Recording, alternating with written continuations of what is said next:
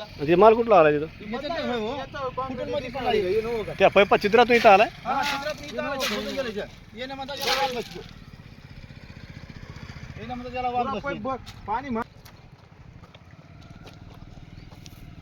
Main कॅनलचं होय.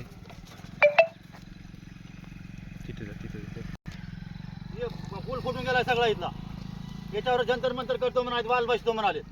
पाणी कुठलं आले तिकडून? मेन काढायचं बारूळ जात आहे. इथं कुठं चाललं इकडं? इकडे चले खाली शेतकऱ्याला. काय म्हणला गुत्तेदार? गुत्तेदार मला याला वाल बसून देतो, जंतर मंतर करतो म्हणाला. असं काय? मोठे पाईप आमचे म्हणणं आहे, मोठे पाईप टाकून द्या. ते बारके पाईप उघडून काढाय. इथं या साईडचा सारखा मोठा फुल बांधून द्या म्हणा. काय म्हणाले? एवढीच मागणी आहे. काय म्हणाले? ते म्हणाले नका, याला वाल बसून देतो, आमच्या एस्टिमेट मध्ये नाही म्हणून असं याला करून देतो म्हणाले. आम्ही नको बाबा म्हणाले. 500 मीटरवर पाईप. कदम कुंटूर येथील शेतकरी असून माझ्या शेतालगत रोड चालू आहे, तरी एक रोडच्याकडं एक पूल एक पूल बांधण्यात आलेला आहे, तरी दुसरा पूल फुटून गेला आहे. तसंच जातूरमात्र करून या गुत्तेदारांना सगळं बोगस काम करण्यात येत आहे. तरी याच्यावर शासनानं दखल घेऊन शेतकऱ्यांना न्याय द्यावा. फुटक्या रस्त्यावर करायलाय तुम्हाला काय फुटलेल्या पाईपावरच रस्ता करतो म्हणाले. काय करायचं आहे ते करून घ्या म्हणाले. शेतकरी परेशान हात.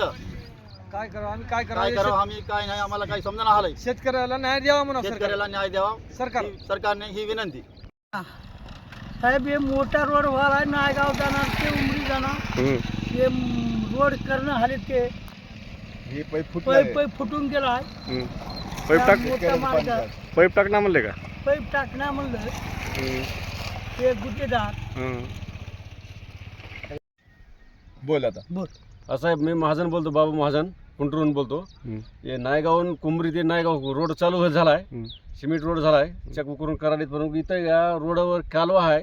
या कालव्याच्या ह्याच्यामध्ये 2 ब्रिज जातात. 2 ब्रिजमध्ये पाईप फुटून गेला मोठा. इथं एक मोठा पाईप फुटल्याने या पाईपाला कमरे एवढं भोकाड पडले. गाड्या मोटरसायकलवाले लोंडू पडाले तरी बी त्यानं वरीच माल टाकाले. ते माल टाकले की ते पाणी आलेले मध्ये बेरून गेले, भरून गेले पाणी.